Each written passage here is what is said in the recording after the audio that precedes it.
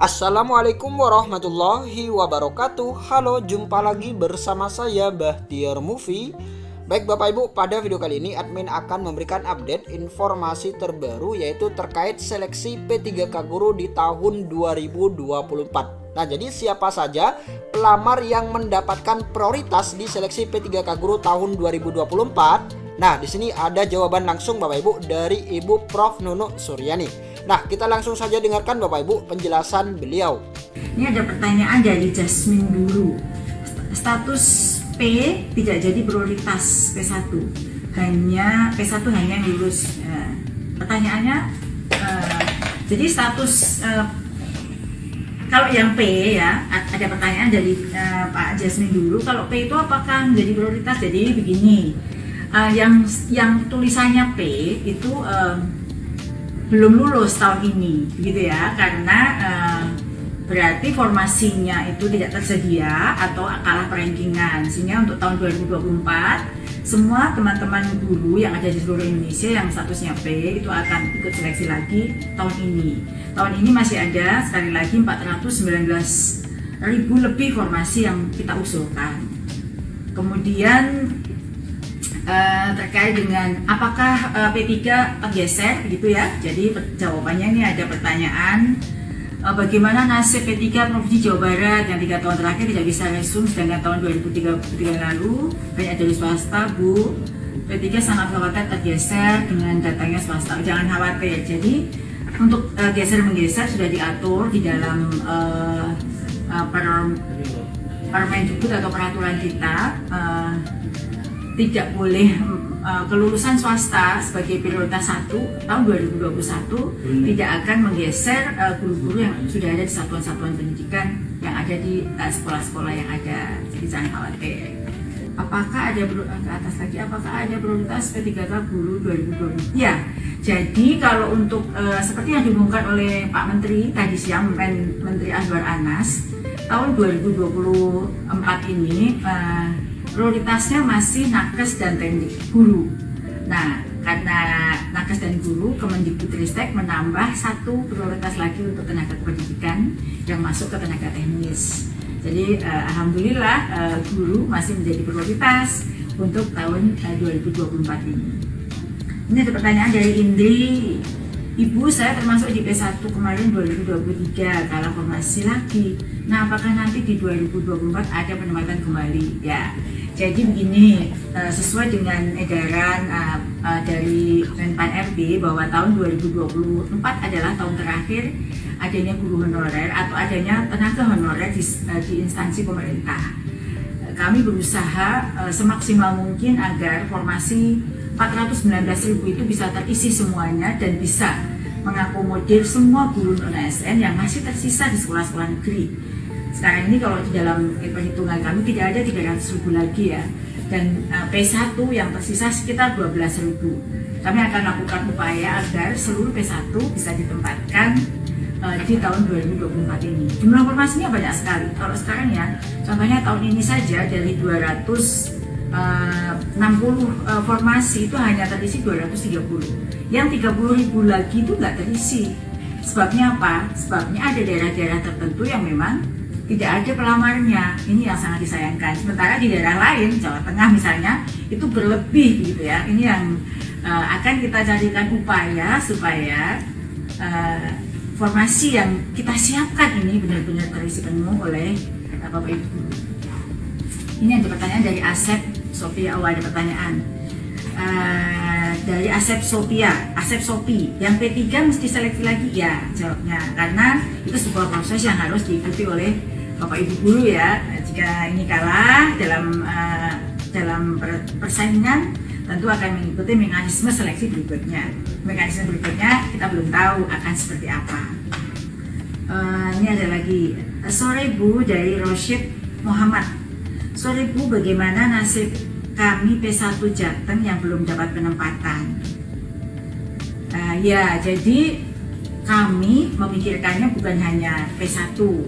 Semua guru non-ASN yang masih ada di satuan-satuan pendidikan menjadi tugas kami untuk menuntaskan untuk menuntaskan dari ASN. Itu adalah target pemerintah, apalagi P1 yang memang statusnya sudah P1. Nah, di Jawa Tengah memang masih tersisa banyak sekali ya, karena memang formasi yang disiapkan oleh Jawa Tengah tidaklah banyak, sehingga kami sedang melakukan pembahasan secara detail lagi bagaimana supaya pemerintah daerah mengusulkan formasi yang maksimal. Hari ini Kemenpan RB berdiskusi dengan Kemenq terkait dengan penyediaan anggaran gaji bagi guru-guru formasi yang akan diusulkan di tahun 2024 ini. Kalau total formasi seluruhnya sih cukup besar, yaitu 1.383.000. Di antara 1.383.000 itu 419.000 lebihnya adalah formasi guru. Ini ada lagi pertanyaan, semoga memuaskan ya jawaban saya. Bu, apakah kami yang P3 status P di seleksi 2024 ini diprioritaskan? Karena masa kerja saya sudah 16 tahun di SNB. Jadi yang status P itu yang prioritas hanya P1 ya Bu Erois, yang prioritas itu hanya P1. P1 itu memang dia disebut prioritas 1 karena mereka sudah lulus nilai ambang batas tes pada tahun 2021. Sedangkan yang statusnya P saat ini itu akan ikut tes lagi di tahun 2024 ya. Semoga Bapak Ibu mulai siap dari sekarang ya untuk mengikuti tes yang akan datang. Selanjutnya ada pertanyaan dari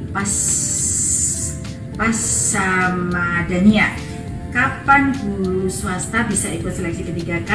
Ya, jadi guru swasta pun boleh ya ikut seleksi P3K saat tahun 2023 ini. Nah, tahun 2024 tentu kita akan susun lagi aturannya, tapi mengikuti mekanisme yang ada di tahun 2023, guru swasta bisa mengikuti seleksi P3K jika formasi yang dibuka sampai pelamar umum. Misalnya gini, jika kabupaten tertentu misalnya Sragen gitu ya, membuka formasinya sampai formasi umum. Jadi kalau ada formasi itu kan ada ya untuk P1, P2, P3 dan P umum dia membuka, maka disitulah kesempatan guru swasta, kemudian guru-guru lulusan PPG ya yang belum ada di Dapodik, maupun guru-guru yang ada di Dapodik tapi masa kerja kurang dari 3 tahun itu boleh mengikuti. Nah, tentu ada mekanisme tertentu ya bagi guru swasta untuk ikut seleksi P3K.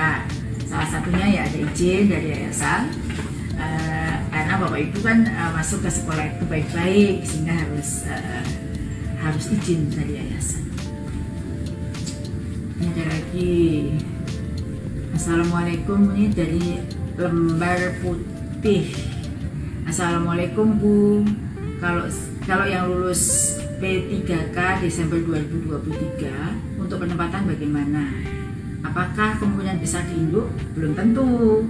Kalau di induknya itu udah berlebih, tentu tidak akan ditempatkan di sekolah induk. Saya contohkan ya, di induk guru kelas. Nah, guru kelasnya sudah ada tuh PNS dan P3K tahun lalu.